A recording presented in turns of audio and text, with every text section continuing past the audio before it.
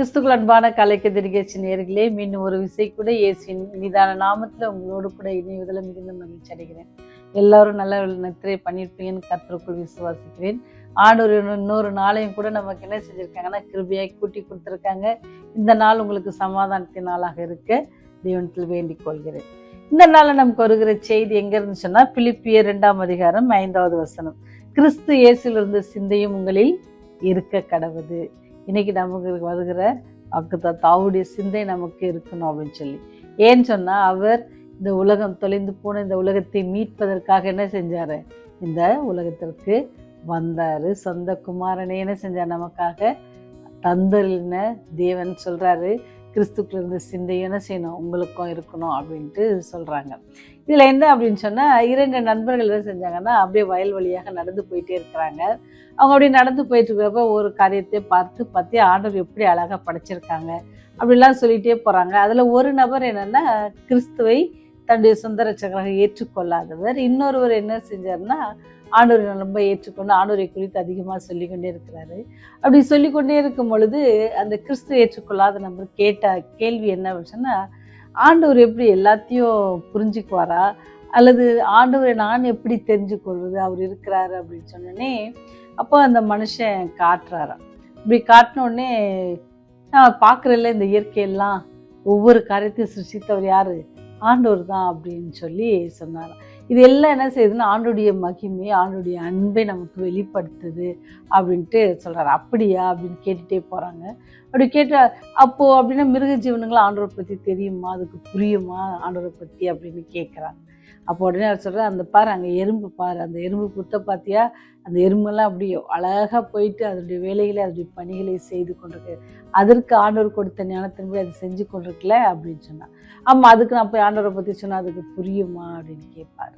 அப்போ அந்த தேவனை அறிந்த மனுஷன் சொல்லுவார், நீயும் எறும்பாக மாறி அவங்ககிட்ட போய் எறும்பு போல பேசினா அப்படின்னு சொன்னால் அவங்களுக்கு புரியும் அப்படின்னு சொன்னார். ஏன் இந்த குட்டி கதை உங்களோட சொல்லப்படுது அப்படின்னு சொன்னால், இது ஒரு கற்பனை கதையாக இருந்தாலும் கூட ஏன் சொல்லப்படுதுன்னு சொன்னால், நீங்களும் நானும் ஆண்டவர் நமக்கு பாராட்டின அன்பை, நாம் அவரை சொந்த ரட்சகராக ஏற்றுக்கொண்டு அவரை பின்பற்றுகிற நீங்களும் நானும் பெற்ற ஆசீர்வாதங்கள், எல்லா குறைகளையும் நீக்கி நமக்கு என்ன செஞ்சார், அவர் நம்மோடு கூட நடந்து நம்மை ஏந்தி நம்மை தாங்கி நம்மை தப்பித்து வருகிற அந்த செய்தியை நம்ம என்ன செய்யணுமா, போய் மற்றவர்களுக்கு சொல்லணும் அப்படின்னு சொல்லி அந்த வாலிபர் அந்த மகனுக்கு எடுத்து சொன்னாங்களாம். ஏன் இதை நமக்கு இன்னைக்கு வருதுன்னு சொன்னால், நீங்களும் நானும் நம்ம நிறைய நேரம் என்னது, நம்முடைய பதவி நம்ம என்ன செய்யறதில்ல, அந்த லெவலுக்கு இறங்கி போய் ஆண்டுடைய சத்தியத்தை சொல்ல விடுறதில்ல. சில நேரம் நம்முடைய படிப்பு அது நம்மை கீழே போய் இறங்கி ஆண்டோடைய பற்றி ஆண்டோரை தெரியாத பிள்ளைகளுக்கு நம்ம சொல்கிறதுக்கு முடியல. சில நேரம் நம்முடைய ஜாதி, இந்த மாதிரியான காரியங்கள் இதெல்லாம் நமக்கு இருக்கக்கூடாது. ஏன்னு சொன்னால், ஆண்டவர் பார்த்தீங்கன்னு சொன்னால், எங்கெல்லாம் போய் ஊழியம் செஞ்சாங்கன்னா, எங்கெல்லாம் மக்கள் ஒதுக்கப்பட்டிருந்தாங்களோ, எங்கெல்லாம் அவங்கள நிராகரித்தாங்களோ, யாரெல்லாம் அவங்கள வெறுத்தாங்களோ, அவங்கக்கிட்ட தான், அவங்க மத்தியில் தான் ஆண்டவர் ரொம்ப அதிகமாக ஊழியம் செய்வாங்க. யாரெல்லாம் கஷ்டத்தில் இருக்காங்களோ, யாரெல்லாம் வியாதியில் இருந்தாங்களோ, அவங்க மத்தியில் ஆண்டவர் போய் என்ன செஞ்சாங்க, காரியங்களை செஞ்சாங்க. இதே போல தான் அவர் சொல்கிறாரு, யாருடைய சிந்தை, கிறிஸ்து இயேசுவில் இருந்த சிந்தை என்னன்னா, எல்லாரும் ரட்சிக்கப்படணும், எல்லாருக்கும் என்ன செய்யணும், தேவ அன்பை கொடுக்கணும், எல்லாரும் என்ன செய்யணும், ஆண்டவருடைய பிள்ளைகளாக மாற்றணும் அப்படின்றது அவருடைய எண்ணம். அந்த பொறுப்பை தான் என்ன செஞ்சார், சீஷர்களுக்கு கொடுத்துட்டு போனார். நீங்களும் நானும் அவருடைய சீஷர்கள் என்று சொல்லியிருக்கிறோம். அவர் சீஷர்களுக்கு கொடுத்த உத்தரவு தான் இன்றைக்கி நமக்கும் கொடுக்குறாங்க. என்னது, நீங்கள் புறப்பட்டு போங்க, சகல ஜாதியில் என்ன செய்யுங்க, சீஷராக்கி நான் உங்களுக்கு கற்பித்தபடியெல்லாம் அவங்களுக்கு என்ன செய்யுங்க சொல்லுங்கள். அவங்களுக்கு என்ன செய்யுங்க, பிதா குமார் நாமத்தினால் அவங்களுக்கு என்ன செய்யுங்க, மறுரூபம் ஆண்டவரத்தில் தன்னை ஒப்பு கொடுக்குற அந்த மறுஜீவ வாழ்க்கையை வாழ்வதற்கு என்ன செய்யுங்க, நீங்கள் சொல்லி கொடுங்க அப்படின்ட்டு சொல்கிறாரு. ஏன்னு சொன்னால், அதற்கு நம்ம என்ன செய்யணும், அவங்க லெவலுக்கு நம்ம போய் காரியங்களை நம்ம சொல்லித்தரணும். ஒருவேளை நீங்கள் அநேக வருஷங்களாக ஆண்டவரை தெரிந்திருக்க இருப்பீங்க, அநேகருக்கு ஆண்டவரை பற்றி சொல்லியிருப்பீங்க, இன்னும் கூட கொஞ்சம் துரிதப்படுத்துவோம் அப்படின்னு சொன்னால், இன்னும் கூட அதிகமாக செய்வோம் அப்படின்னு சொன்னால், நினச்சி பாருங்கள், இந்த 2025ஆவது ஆண்டு இப்போ தான் பிறந்த மாதிரி இருந்துச்சு. ஜனவரியை முடிச்சுட்டு ஆல்மோஸ்ட் இப்போ பிப்ரவரி நம்ம முடிப்பதற்காக இருக்கிறோம். அப்போ ஆண்டவர் எவ்வளோ கிருபையாக நமக்கு செய்திருக்காரு. இந்த காரியத்தில் யார்ட்டையாவது சொல்லணும்ல, அப்படி நம்ம சொல்லுவோம்னு சொன்னால் ஆண்டவர் நமக்கு பாராட்டின அன்பு, அவருடைய கிருபை நமக்கு ரொம்ப பெரியதாக இருக்கிறது. அவர் என்ன செய்கிறாருன்னு சொன்னால் நாமும் என்ன செய்யணும், அவரை போல அவருக்கு எப்படி ஒரு தாக்கம் இருந்துச்சோ எல்லாரும் ரட்சிக்கப்படணும்னு சொல்லி அதே தாக்கம் உங்களுக்கு எனக்கு இருக்கும் அப்படின்னு சொன்னால் அதான் அது அவருடைய சிந்தை. அவர் எல்லாரையும் நேசித்தாங்க, அதில் எந்த ஒரு பாகுபாடு இல்லாமல் எல்லாரையும் நேசித்தாங்க.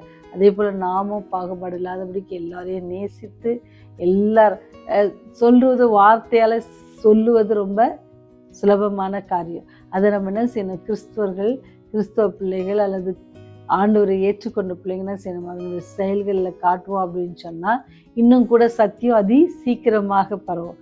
அவருடைய அன்பு இன்னும் அநேகருக்கு என்ன செய்யாது, பரவப்படும். அப்படி பரப்புவதற்கு இந்த நாள் நமக்கு இன்னொரு நாளாக கூட்டி கொடுக்கப்படுறது. இந்த நாளில் ஆண்டுடைய குணாதிசயமாகிய அன்பை அனைவருக்கும் நம்ம என்ன செய்வோம், ஷேர் பண்ணுவோம். அவர் நமக்காக மரித்தார், நம்ம தினமும் பாதுகாக்கிறார் அப்படின்னு சொல்லி நீங்கள் பெற்ற ஆசீர்வாதங்கள். ஒருவேளை நீங்கள் குடும்பத்தில் ரொம்ப கஷ்டப்பட்டு வியாதியோடு இருந்திருப்பீங்க, ஜெபித்திருப்பீங்க, ஆண்டவர் விடுதலை கொடுத்துருப்பாங்க. அதெல்லாம் மற்றவர்கிட்ட நீங்கள் சொல்லுங்கள். ஒருவேளை அதே மாதிரி கஷ்டத்தில் இருக்கிறவங்களுக்கு அது என்ன இருக்கும், பெரிய ஆறுதலாகவும் இருக்கும், பெரிய நம்பிக்கையாக இருக்கும். அந்த நம்பிக்கையை கொடுக்குற நபராக இன்னைக்கு நீங்கள் மாற விருப்பப்படுறீங்களா? ஜெபம் செய்வோம். கிறிஸ்து இயேசுவின் சிந்தையும் உங்களில் இருக்க கடவுது என்று நாங்கள் வேதத்தில் வாசிக்கிறோம் சுவாமி. ஆண்டவரே, அந்த ஒரு சிந்தனையை எங்களுக்கு கொடுக்க வேண்டுமா கெஞ்சி கொண்டாடுகிறோம்.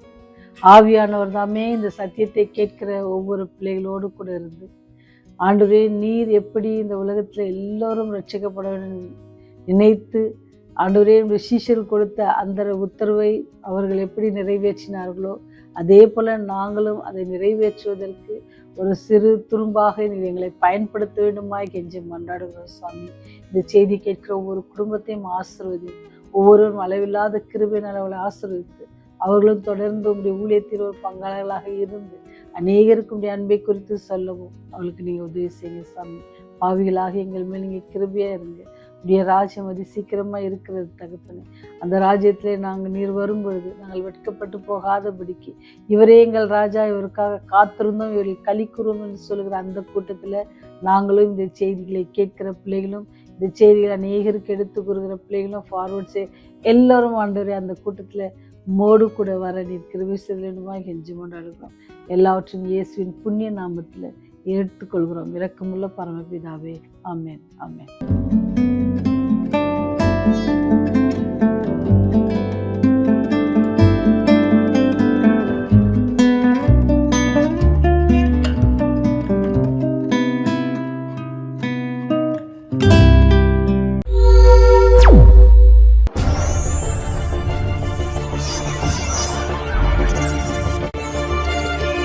நீங்கள் பார்த்துக் கொண்டிருப்பது உங்கள் ரிவைவல் டிவி.